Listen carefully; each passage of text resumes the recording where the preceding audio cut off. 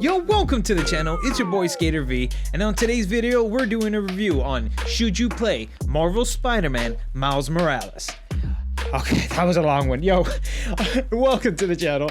All footage today is being captured on a PS4, not the PS5 edition, where I will talk about in the review, but I hope you enjoy. Now let's get to it. Wait, excuse me, man. Were you telling me that you are not subscribed to the channel? How about you head over to twitch.tv/skatervidder.com, right? Join chat, right? And be part of the stream. That's where the party's at, you know what I'm saying? Where we at? Go.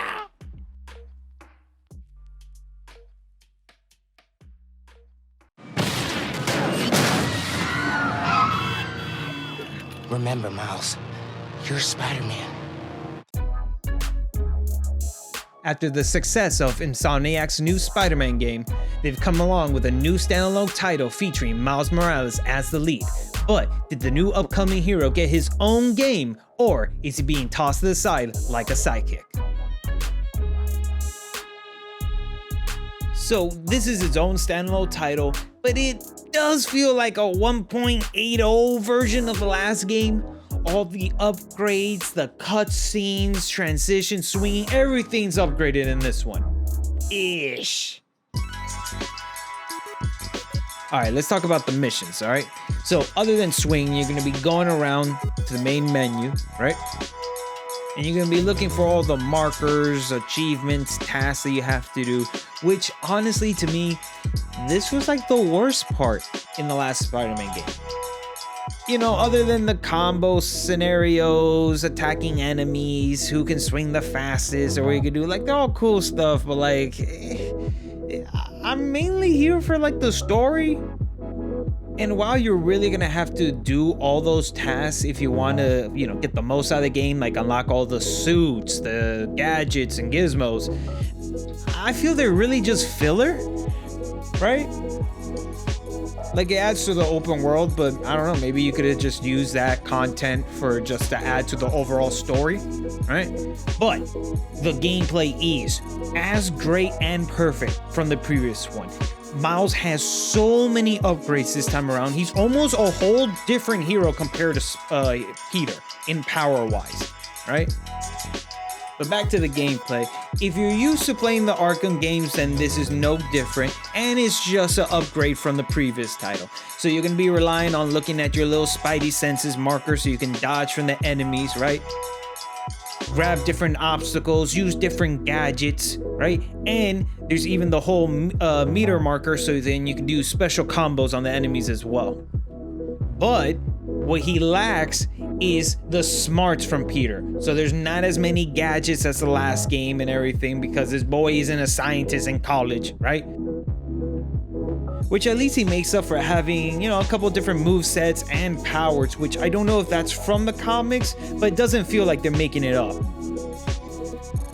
And that's why I find odd about this title, because even though it feels like a true sequel, there's many things that are holding this game back, like the size of the story, the length of it, the overall scale, and just that the map kind of just looks the same as the previous one, just a different setting. It's in winter, so it's Christmas time. Now there's some lights and decorations and everything, so I'll give it that, some better weather effects.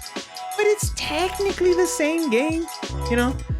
And again, the main thing you're going to be doing other than the story is just going around and looking for all the little tasks that you need to do. And I gotta say, I think in this one, there must be like twice as many from the previous game. It's an obnoxious amount of tasks that you have to do. And they're not as high quality as the previous one too. But they did bring back the fast travel, which it comes so convenient. But the swinging in this game is still a class. Now, while I will say the new environment setting does change the overall look of New York City, and there's a little bit more of liveliness and color being spread around, I don't know what they can add to a sequel to add more things in the sky, because the city itself is perfect, but you're mainly in the sky, in the buildings, and there's not much you can do with already an existing city like New York. Like, you just gotta Google map that shit and you spoil the next game. Now, I don't know if I'm wrong. I don't think there's too many cutscenes outside the main story. So most of the time, they're going to be subjugated to the side missions or little stuff that happen in the environment here or so. But mainly all of them are side missions that I kind of feel that are lackluster. There might be like 2 or 3 that hit a ball of the park that add to the overall story and feeling of like New York City. But really, you're just going to be, you know, tilt the camera to the side, look at this person talk, and then you're back to swinging.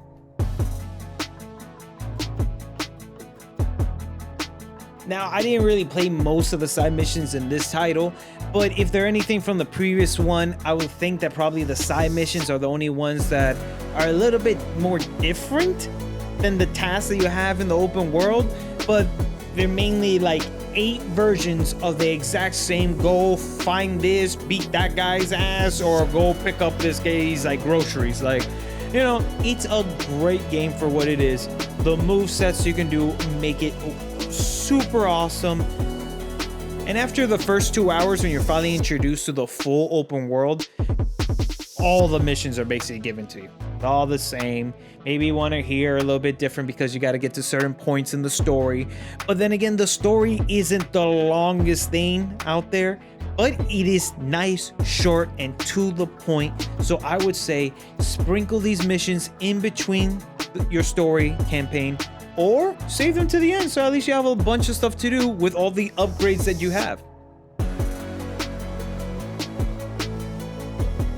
Now I would say even in the main campaign, there's not too many missions that are in the same scale as the previous title, but there are a handful. But it's that, maybe 5 awesome special moments that are going to make you want to keep playing. But most of the missions sprinkled in the campaign are very bland. Just beat this, maybe walk around and find stuff, right? But I always try to find my own way to make my own entertainment.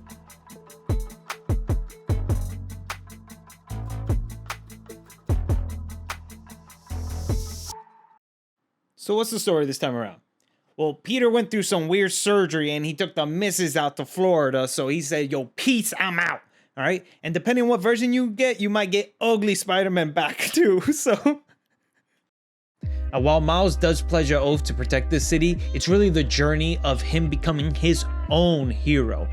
Being involved with the community, with different members of the city, New York itself, his friends and family. This time around, the cast has grown and become far more personal, even to the villains. And the cutscenes in this one are as incredible as the last one. The facial animation and acting makes serious moments so much more personal.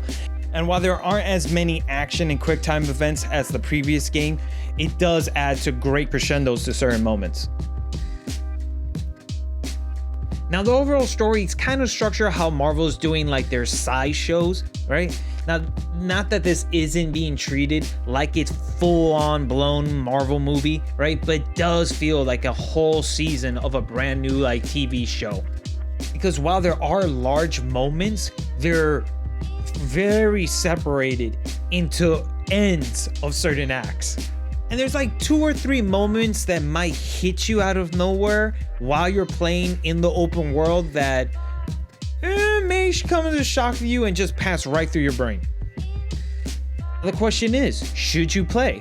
Now, if you bought the game at its full $60 price when it came out at launch, I don't know how you feel about it. But now that the game has gone down in price and is kind of available in some services or at a discounted price, I would say go for it. It is a great time. It's an awesome story. Even at $30, I say it's still worth it. And I'm excited for the next title because I just want to play and see more of Miles. He was an incredible hero and just an awesome story overall. And I want to know more about his mom. 7 radioactive mosquito bug bites out of 10. The kid's a critic, isn't he, huh? That's what I've been saying, but no one wants to listen. Why? I'm sorry, don't come at me in the comments. You get down here, you rat. Yo, and thank you for watching the video. It's your boy Skater B. I really appreciate everyone coming by, watching the video. Yo, please leave your comments down below. Also, if you want to appear in any future videos, head over to my Twitch channel at twitch.tv/skatervader.com. Join chat, become a member of the Empire, give us a follow, sub to the YouTube. Yo, you know what it is. I'll catch you on the next one. Peace.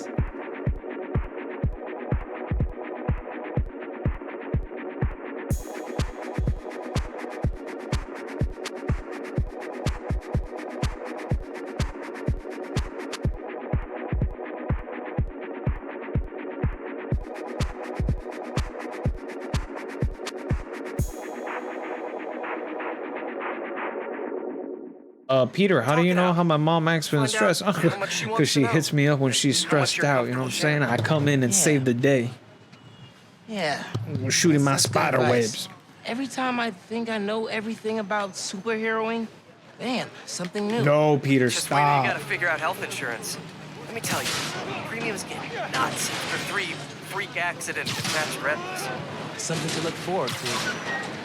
All right. Thanks, Pete. Take it easy.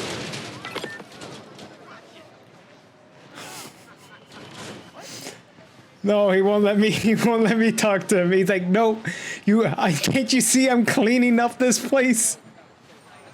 How dare you treat this fine establishment that way?